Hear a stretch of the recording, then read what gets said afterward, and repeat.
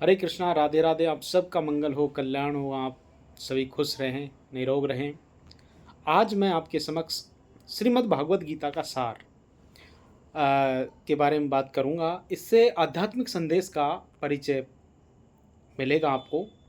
ये अवसर मेरे लिए बहुत विशेष है क्योंकि भगवत गीता न केवल एक प्राचीन ग्रंथ है, बल्कि ये शाश्वत मार्गदर्शक है जो हमें आध्यात्मिक विकास और ज्ञान की ओर ले जाती है। मैं आपको गीता से परिचित करवाऊंगा और उसके उद्देश्यों पर भी चर्चा करूंगा और ये हमारे जीवन में परिवर्तन ला सकती है, इस पर भी प्रकाश डालूंगा। हम देखेंगे कि गीता का संदेश आज की दुनिया में कितना प्रासंगिक है, जहाँ तनाव है, भ्रम है, भौतिक सुखों की दौड़ है, ये तमाम चीज़ें एक दूसरे को प्रभावित करती हैं। तो सबसे पहले हम ये समझने की कोशिश करते हैं कि भगवत गीता आखिर है क्या। तमाम लोगों को नहीं पता।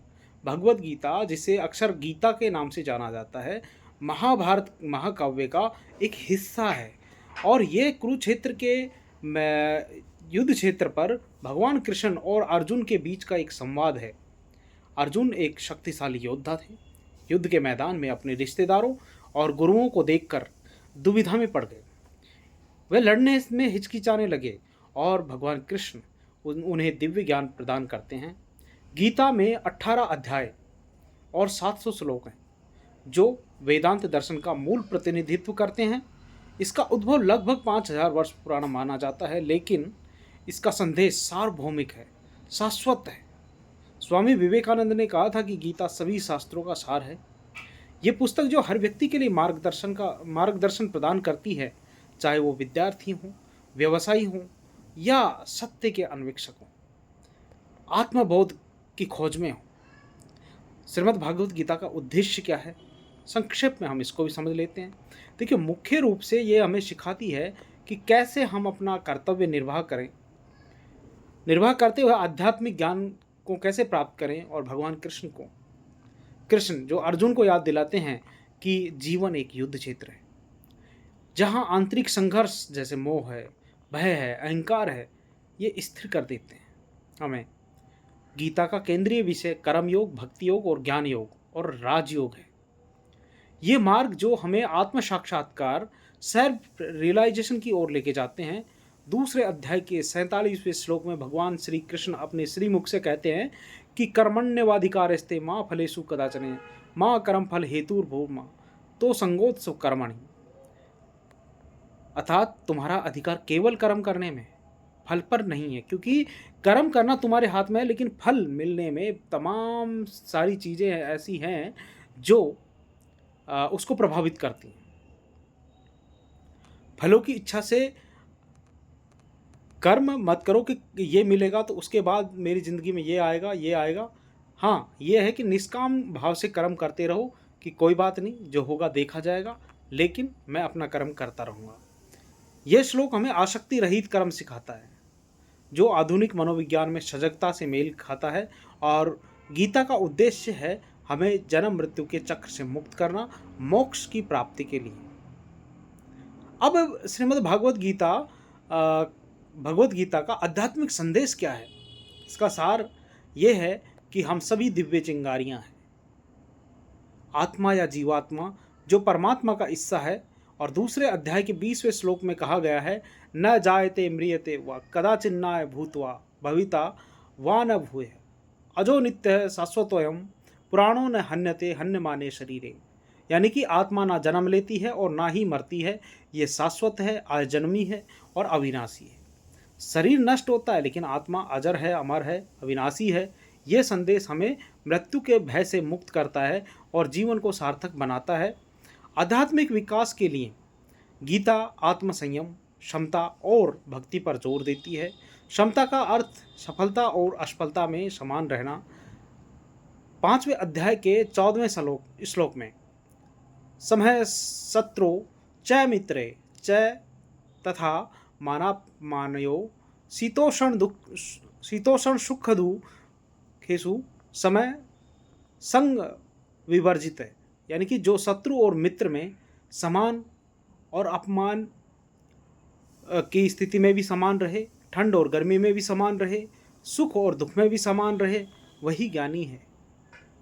गीता हमें सिखाती है कि ज्ञान कोई दूर का लक्ष्य नहीं है, बल्कि दैनिक जीवन में प्राप्त किया जा सकता है।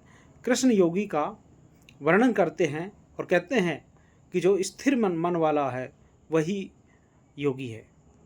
छठे अध्याय के 35वें श्लोक में अर्जुन पूछता है कि मन को नियंत्रित करना कठिन है, जैसे उतना ही कठिन है जैसे हवा को। तो भगवान कृष्ण सहमत होते हुए कहते हैं कि अभ्यास और वैराग्य से ये संभव है। अभ्यास और वैराग्य से ये आध्यात्मिक प्रगति की कुंजियां हैं। और आज के संदर्भ में जहां मानसिक स्वास्थ्य की समस्याएं जैसे चिंता और अवसाद आम बात हैं, श्रीमद् भगवद गीता का संदेश उपचार की तरह काम करता है। सकारात्मक मनोविज्ञान के अध्ययनों से पता चलता है कि कृतज्ञता और सजगता आध्यात्मिक कल्याण बढ़ाती हैं, जो गीता की शिक्षाओं से मेल खाती हैं।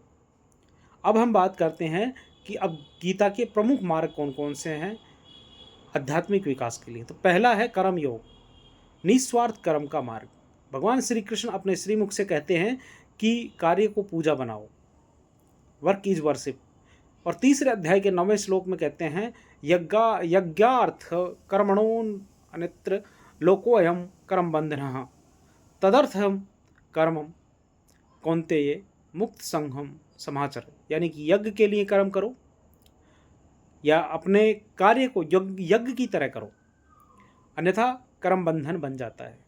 आसक्ति रहित होकर कर्तव्य निभाओ।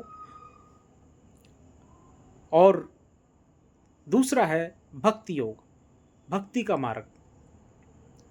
12वें अध्याय में भगवान श्री कृष्ण कहते हैं कि जो मुझे पूर्ण हृदय से समर्पण के भावना से मेरी भक्ति करता है वह सबसे प्रिय है। भक्ति भावनाओं को ईश्वर की ओर मोड़ती है।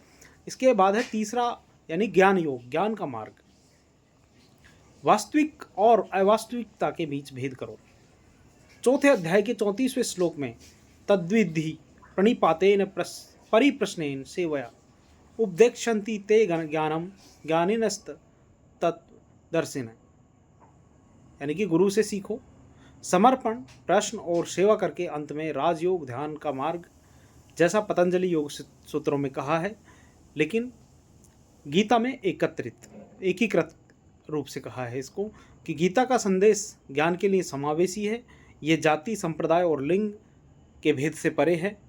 गीता में महिलाएं जैसे द्रौपदी आध्यात्मिक शक्ति दिखाती है। आधुनिक व्याख्याकार जैसे श्री अरविंद ने गीता को समग्र योग से जोड़ा है, जहाँ शारीरिक, मानसिक और आध्यात्मिक पहलू सामंजस्य में होते हैं। गीता का उद्देश्य है कि हमारी आंतरिक दिव्यता को जागृत हो। भगवान कृष्ण 11वें अध्याय में अपना विश्व रूप दिखाते हैं और विश्व रूप दर्शन, जहाँ अर्जुन देखता है कि संपूर्ण ब्रह्मांड ईश्वर में समाहित है। ये दर्शन हमें परस्पर जुड़ाव सिखाता है, जो पर्यावरण और वैश्विक एकता के लिए प्रासंगिक है। आध्यात्मिक विकास में चुनौतियाँ क्या क्या हैं? गीता 3 गुणों को पहचानती है, सत्व गुण, रजस गुण और तमस गुण। सत्व शुद्धता है, रजस उत्तेजना और तमस जड़ता। ज्ञान के लिए सत्व को विकसित करो। आहार, विचार और कर्मों से गुण प्रभावित होते हैं। 17वें अध्याय में भोजन के प्रकार वर्णित हैं। सात्विक भोजन जैसे फल और सब्जियां मन को शांत रखते हैं। तेज गति वाले जीवन में जहां व्यर्थ भोजन और व्याकुलताएं ज़्यादा हैं, गीता संतुलित जीवन शैली के लिए मार्गदर्शन करती है। एक अन्य चुनौती है अहंकार। भगवान कृष्ण कहते हैं कि अहंकार को मुझे समर्पित कर दो। 18वें अध्याय के 66वें श्लोक में भगवान श्री कृष्ण कहते हैं सर्वधर्मान परित्यज्य मामेकम शरणम व्रज अहम त्वा सर्वपापेभ्यो मोक्षयिष्यामि मा शुचः।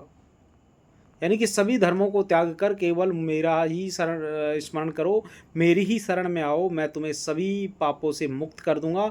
यह समर्पण का अंतिम संदेश है। आप सभी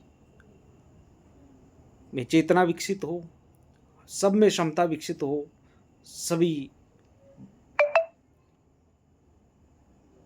शांति के मार्ग पर चले, सभी खुश रहें। हरे कृष्णा, राधे राधे। आपका मंगल हो, कल्याण हो।